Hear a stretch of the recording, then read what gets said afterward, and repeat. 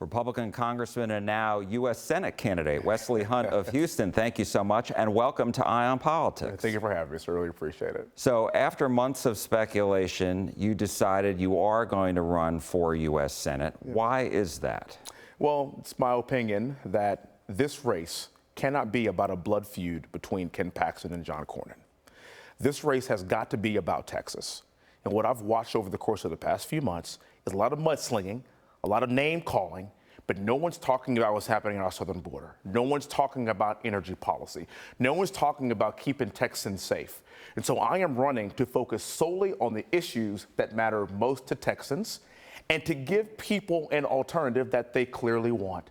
We've been watching polling over the course of the past few months. We've been monitoring it, my team and I, very, very closely. And what we have discovered is this: people here in Texas want somebody that's going to focus on Texas, put Texas first, bring Texas policies to D.C., not the other way around. And that's why at this critical juncture, I chose to get in the race. You're going up against two people who obviously have a lot of name recognition across the state. Yeah. You don't. You're from Houston, obviously well known there, but not well known up here. And so what do you believe you bring to the table, and what is your path to victory? I think it's a fresh face. It's a fresh look.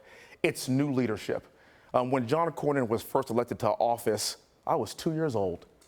When he became the Attorney General in 1992, that was when the Dream Team was playing in Barcelona. I was playing a Pop Warner football and drinking Capri Sun and Necto Cooler and eating orange slices after my soccer games. It is time for us to have a new form of leadership, a new age of leadership, and a new generation of leadership. And I'm here to tell you that the United States Senate is not a retirement community. This is a young man's game.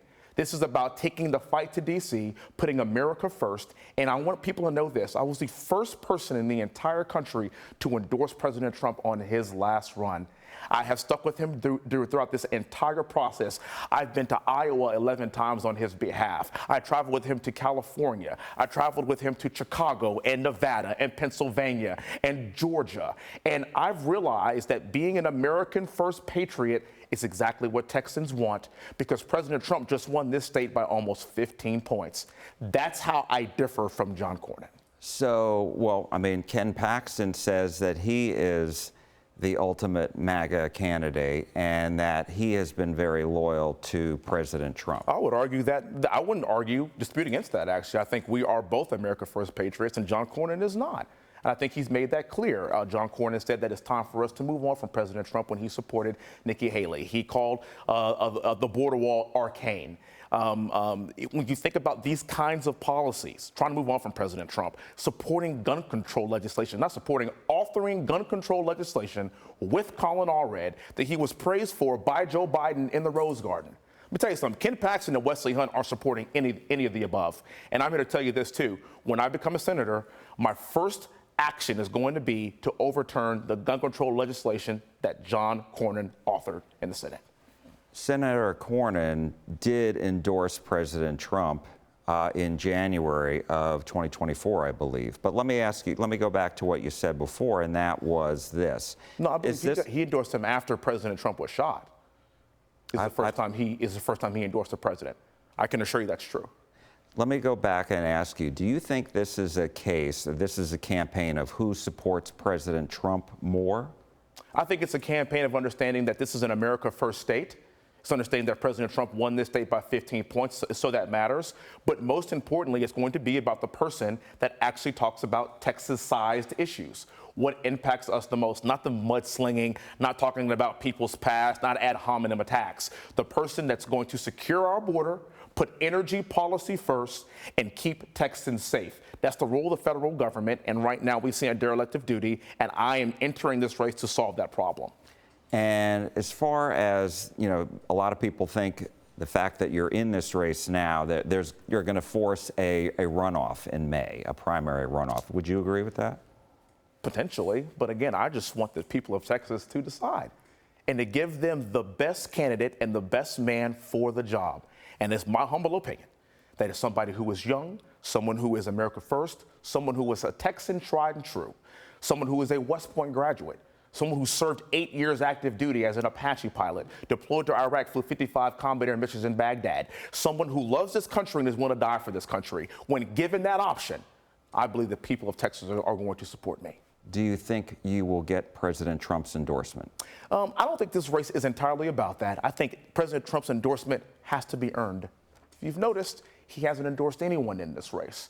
And I would love to have President Trump's endorsement, especially in the Republican primary, because it ends it. But that's not what this is about. This is about putting our best foot forward and showing the president and showing the people of Texas what America First really means. And somebody has to earn his endorsement. It's not given to anybody. You are really putting yourself out there because you're going to have to give up your seat in Congress. Sure. And I'm wondering, do you have, obviously running statewide in Texas is very expensive. And I'm wondering, I mean, do you have big backers that you've secured? Sir, if I didn't have enough backers, if I didn't have enough support, I certainly wouldn't be doing this. But keep in mind, while this is a bit of a risk, I got to tell you, I'm not doing this forever. I will not be an octogenarian still in Congress. I have a 6, I have a 4, and I have a 2-year-old at my house.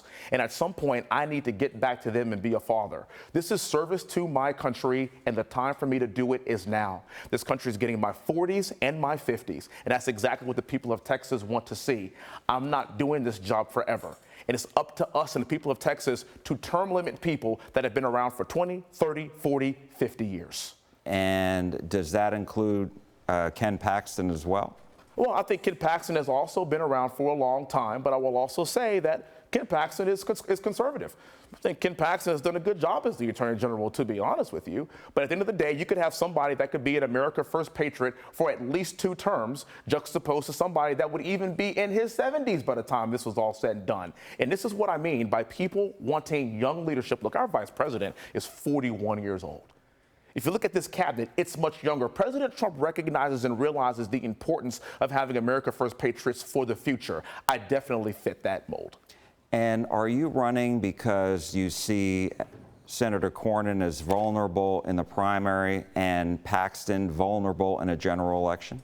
Well, of course. That's exactly what the numbers show. That's exactly what the data shows. John Cornyn has spent over $20 million on this race already in the primary. Imagine that. A 20-year incumbent spends over $20 million, and they say he is closing the gap, but he should be at 60 to 70% no matter what, and he's barely cresting 30%. And that's been consistent across all polls, which tells me that the people of Texas are looking for an alternative. And you think that Paxton is weak in a general election? You think the data absolutely shows that. But again, this is not about me trying to compare who can win or who can lose in a general election or who can win or who can lose in a primary election. This is about choosing the best candidate. And if we choose the best candidate, if we get this right in the primary, if we get this right in the general election, it'll take care of itself, sir. So the Cornyn campaign has put out a lot of quotes this morning. It's really good. That's great. I want to read you some, and you tell me what you think. Great. Here it goes. Senator Cornyn has soared ahead in the latest polling and will win this election. Representative Wesley Hunt is a legend in his own mind. No one is happier this morning than the national Democrats who are watching Wesley continue his quixotic quest for relevancy, costing tens of millions of dollars that will endanger the Trump agenda from being passed. What do you say to that? That means I'm right over the target zone, and I'm doing exactly what I need to be doing. It is clear that D.C. has made their pick, but this is Texas. D.C. does not pick who represents Texans. Texans do. And we have a few sayings here in Texas. Don't mess with Texas and come and take it. The fact that the establishment swamp is supporting John Cornyn is all you need to know.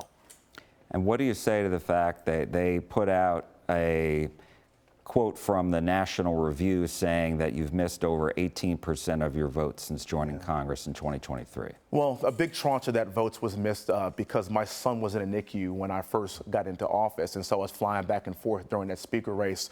And I missed quite a few votes because I was home taking care of my family. Also, keep in mind, last year, I was a top surrogate for President Trump. There is no secret to that. I missed votes because, like I said, I was traveling all over the country with the president to make sure that in the most consequential election that we have seen in my lifetime, President Trump got across the finish line. And while I was giving stump speeches for the president in Nevada, John Cornyn was sitting in the front row watching. So I missed votes because of that. I'm not going to apologize for that. But what I will say is this. The people of Texas are far less concerned with the votes that I've missed and far more concerned with the votes that I've made. And they can assure that Wesley Hunt will not support gun control legislation and take away our Second Amendment right from my fellow Texans. That's what matters most to Texans. And the last thing that the Cornyn campaign put out saying they looked at the Harris County records and said you did not vote for President Trump in the 2016 presidential election, in the primary or the general. That's a bold-faced lie. I've been supporting President Trump since 2016, and I have the proof. And so you talked a little bit about your issues that are important to you. Yes, sir. So what specifically are your campaign priorities? Like I said, my first order of business when I become a senator is going to repeal the gun control legislation that John Cornyn authored. I think that's just an abomination, and people here in Texas just flat out deserve better. Securing our border is something that's absolutely critical to me. It's the #1 job of the federal government is to keep our border secure. Lastly, Texans do not want to see D.C. running Texas. They want to see fighters taking Texas to the swamp, not the other way around. If I focus on those three priorities, I think I'm going to be just fine, sir. A couple more questions just about the campaign. Do you see this as a really, because you mentioned before, the really negative clash between Senator Cornyn and it's been pretty ugly. Yeah. But are you anticipating doing that, jumping in? I mean, is this going to be basically the three of you slugging it out, punching each other in the nose as much as possible? Sir, I cannot say this enough. It's incumbent upon us to elucidate the Texans, my fellow Texans, as to what the truth is and what's going on in the swamp. I'm going to do just that. For me, this is not about a punching match. This is about sticking to the facts, giving the people of Texas a young freedom fighter, someone who believes in this country, someone who's willing to fight for this country, somebody who has 60 years worth of military service just in my immediate family. My dad's a retired colonel. My sister is a West Point graduate. My brother is a West Point graduate. I am somebody who truly believes in American exceptionalism and American excellence.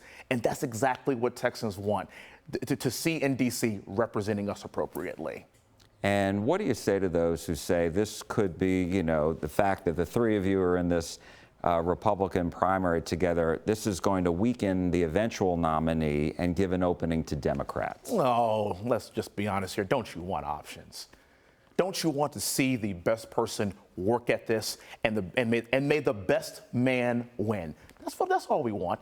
We choose the right person. The general election is going to take care of itself.